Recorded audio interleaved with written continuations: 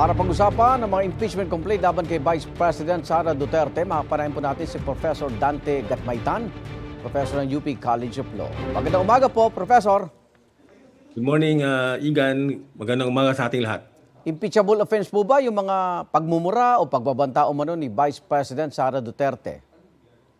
Yung pagmumura by itself, baka hindi, no? Okay. Yung pagbabanta, ibang usapan na yan. Aha. At sa unang impeachment complaint na inihain sa Kamara, may kinalaman daw ito sa culpable violation of the Constitution, graft and corruption, bribery, betrayal of public trust, at iba pang high crimes umano ni Vice President Sara Duterte.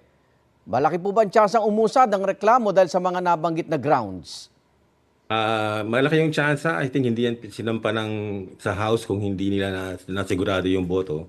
At saka, dun sa binasa mong grounds, di ba, napakalawak kasi ng mga salitang ginamit eh. Opo.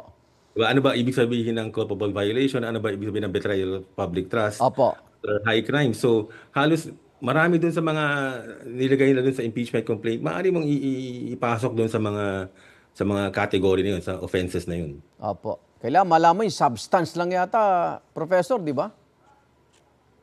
Oo, basta yung nangyari sa ating experience, no, isa lang kailangan nilang patunayan dyan eh. Oo. At saka ang dami nilang nilagay na grounds. Opo. Sapat ba yung panahon naman ng Kamara para iproseso at suriin itong impeachment complaint? Lalo't may isa pa raw na ihahain po yata ngayong araw at papalapit na po ang eleksyon.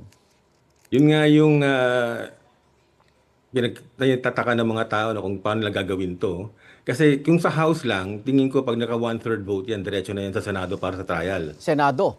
Oo, magta-trial pa yan, di ba? Kasi iba yung impeachment. May impeach siya, tapos mag-try siya sa Senado. Opo, bilang court. Yun ang matagal, di ba? Kasi nakita na natin yan kay Estrada, nakita na natin yan kay Chief Justice Corona. Opo. So, kung kaya nila sigurong tapusin yung isang ground, mapapabilis nila yan. Mhm. Pero syempre kailangan korte yan eh. Kailangan may due process yung respondent, no? Hindi mo pwedeng madaliin yan, hindi mo pwedeng laktawan yung mga karapatan niyan. Opo. Ano ba mabigat dito? Kasi inimbestigahan din ang confidential funds ng OVP at ng DepEd.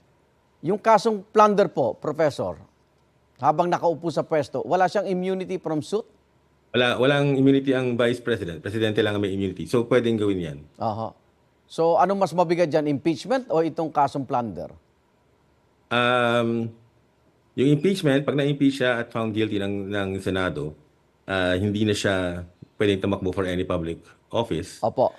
Pero yung sa mga criminal, nagkakaroon ng controversy dyan eh, kung kailangan daw isama ng korte yung penalty ng perpetual disqualification from public office. Opo.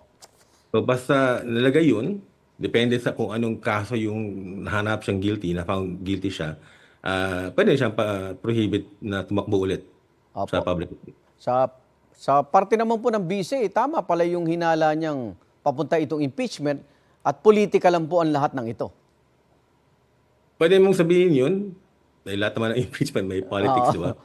Pero pwede mo rin sabihin na the way yung kinonduct niya yung sarili niya kasi, parang inopen niya yung sarili niya sa impeachment eh.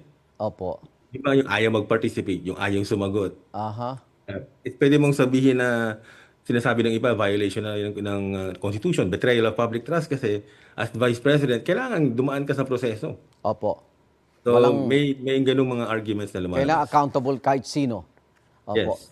Ay, maraming salamat, Professor Dante Gatmaitan mula sa UP College of Law. Ingat po kayo. Salamat. Good morning. Igan, mauna ka sa mga balita, mag-subscribe na sa GMA Integrated News sa YouTube para sa iba't ibang ulat sa ating bansa.